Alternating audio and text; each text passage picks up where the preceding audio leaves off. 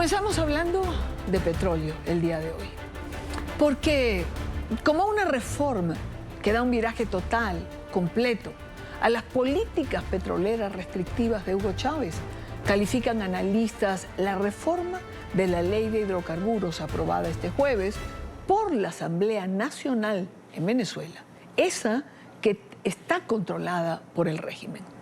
Afirman que elementos como la eliminación de algunos impuestos, la posibilidad de negociar las regalías y la entrega de elementos esenciales de las industrias primarias como control operativo, comercialización del petróleo, abre puertas a inversiones de empresas extranjeras y privadas. Veamos esta nota de Luis Laya. Aprobado por unanimidad. En consecuencia, el Parlamento venezolano aprobó este jueves y de forma express una reforma parcial de la Ley Orgánica de Hidrocarburos, que según analistas del sector petrolero es un viraje absoluto de las políticas en materia de petróleo establecidas por Hugo Chávez desde sus inicios. En buena medida, esta reforma marca un punto, un viraje de 180 grados con respecto a esa misma legislación. Esta reforma incorpora elementos llamativos, como por ejemplo el artículo 8 sobre resolución de controversias. Este elemento estaba reservado a los tribunales de la República. Sin embargo, con esta modificación, el Ministerio de Hidrocarburos tiene competencia para incluir en los contratos con las empresas privadas cláusulas que incluyan mediaciones o arbitrajes que pueden ser internacionales. Otra modificación muy importante está establecida entre los artículos 23 al 26. Que señalan que las actividades primarias petroleras pueden ser ejercidas por empresas privadas o extranjeras a través de la firma de contratos específicos. Antes estaban reservados a empresas de exclusiva propiedad del Estado, como por ejemplo PDVSA, o empresas mixtas, en las que el Estado siempre tuviera más del 50% de las acciones. Tanto en empresa mixta como en contratos que pasan a ser ahora contratos para actividades primarias de hidrocarburos, se puede delegar, porque al final lo sigue teniendo PDVSA, pero eso se puede delegar, la comercialización de ese petróleo. Parte de los mensajes que tuvo el presidente Chávez cuando ganó por primera vez unas elecciones presidenciales en 1998, se centraron en revertir lo que era todo el proceso de apertura petrolera. Esta reforma también implica modificaciones en materia tributaria, impositiva y de ingresos a la nación. Quizás el cambio más significativo está en el artículo 51, que trata sobre las regalías que recibe el Estado por el petróleo extraído del suelo. Previa a esta modificación era siempre del 30% del valor de cada barril. Sin embargo, ahora esa discrecionalidad del Estado y puede ser negociado con empresas privadas o extranjeras. Otras modificaciones importantes en esta materia están en el artículo 55 de la ley, donde se crea un impuesto integrado de hidrocarburos con una alícuota de hasta el 15% sobre los ingresos brutos mensuales, pero esta es discrecional. Otro elemento que será discrecional es el impuesto sobre la renta establecido en el artículo 58, mientras que en el artículo 59 se exime a las empresas públicas y privadas del sector petrolero del pago de varios impuestos y contribuciones especiales. Sí, podríamos decir que ha cedido parte de su soberanía. Y desde luego que esto afecta a los ingresos petroleros, pero ahí había que hacer un sacrificio para tratar de endulzar un poco más, o diríamos, es más o menos el caramelo de atracción para las empresas transnacionales, que sepan que ya no van a pagar el 30%, el 33%. Además, como parte de las modificaciones de lo que ha sido llamado por algunos analistas el legado petrolero de Hugo Chávez, fueron derogadas al menos 3 leyes, un decreto con rango, valor y fuerza de ley, así como 2 acuerdos del Parlamento venezolano. Todos ellos restringían la actividad de empresas privadas o extranjeras en el sector petrolero. Quiero darle la bienvenida, comenzando el programa, a Juan Fernández, fundador del movimiento Gente del Petróleo y exdirectivo de la empresa Petróleos de Venezuela, es decir, PDVSA. Juan, bienvenido, gracias por estar aquí, gusto en saludarte. Muchas gracias, Diana. Igualmente, después de un tiempito estamos retomando cosas que me alegra porque quiere decir que vamos encaminados hacia el deseo que todos tenemos. Ojalá, Juan, ojalá. Ojalá ese deseo se cumpla más pronto que tarde. Juan, ¿Venezuela sigue siendo una oportunidad para los inversionistas? ¿El petróleo sigue siendo nuestra principal herramienta para el desarrollo? todos los venezolanos sabemos, conocemos y creemos que para salir de esta crisis tenemos que utilizar la palanca que tenemos a mano, que es el sector petrolero y del gas. No hay otro que en este momento a nosotros nos pueda, digamos, generar una solución rápida de la crisis tan profunda que tenemos como el sector del petróleo y el gas. Por lo tanto, yo creo que ahí hay una coincidencia muy importante en Venezuela, pero también la hay en el exterior. ¿Por qué? Porque el mundo hoy en día busca fuentes de energía, autosuficiencia, etcétera, y los Estados Unidos para nosotros es un cliente fundamental, pero para las Américas y para el resto del mundo occidental, Venezuela es una oportunidad sin duda para tener un suplidor seguro, confiable y significativo al mercado. Para muchos, lo veíamos en la nota de nuestro periodista, la ley de hidrocarburos que se aprobó es un gran alivio. Para otros es una panacea. ¿Va a solucionarlo todo o no es así? No, porque fíjate lo que están diciendo todos los expertos, que se estima que el incremento de la producción que vaya a haber, el propio CEO de Chevron, el señor Wright, ha dicho que estiman aumentar la producción un 50% de la que tienen. Si hoy producen 250.000 barriles, en el corto plazo pues vamos a suponer que producirían otros 125, otros 130.000 barriles. Bueno, eso es suficiente para resolver la crisis de Venezuela, ¿no? Las empresas estas que te mencioné de producción compartida, PDVSA estima que en el periodo que hablan del contrato, porque hablan de 20 años, 25 años, etcétera, estiman que se incrementaría la producción en 700.000 barriles. Eso todavía no es suficiente para superar la crisis que nosotros tenemos. Y además que en el negocio petrolero hay que ver inversiones con grandes capitales que nada más pueden hacer las grandes compañías. Tenemos que traer inversiones para las empresas medianas y para los pequeños productores. Entonces, con esa mezcla, nosotros sí podemos hacer que la presencia de Venezuela en el mercado crezca, pero hay otros factores que esta ley no ha contemplado. Por ejemplo, el sistema de refinación, ¿cómo lo estimulamos? En Venezuela no estamos produciendo la gasolina que consumimos. ¿Cómo hacemos, por ejemplo, para que el petróleo sea un activador de la economía interna, gasificando el país?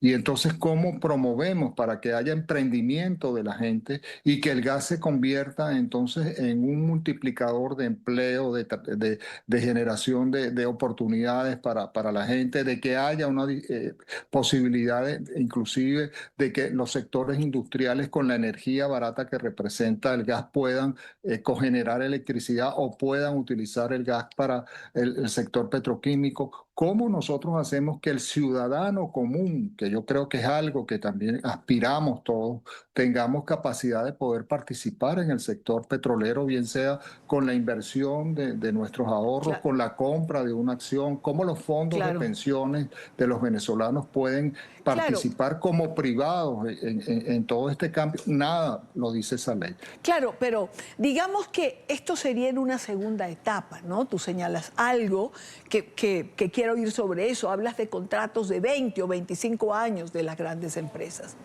¿Quién firma un contrato con esta extensión de tiempo sin una garantía de legitimidad? Es decir, hay que tener garantías para invertir en Venezuela. Es por eso que nosotros decimos que un elemento fundamental de todo esto es que haya seguridad jurídica. ¿Y cómo se logra la seguridad jurídica? Bueno, con un gobierno que tenga separación de poderes y que sea democrático y que respete, obviamente, el estamento legal que está en el país. Y para eso, ¿qué se requiere en Venezuela? Pues el cambio político que ya los venezolanos lo decidieron. O sea, en el 24.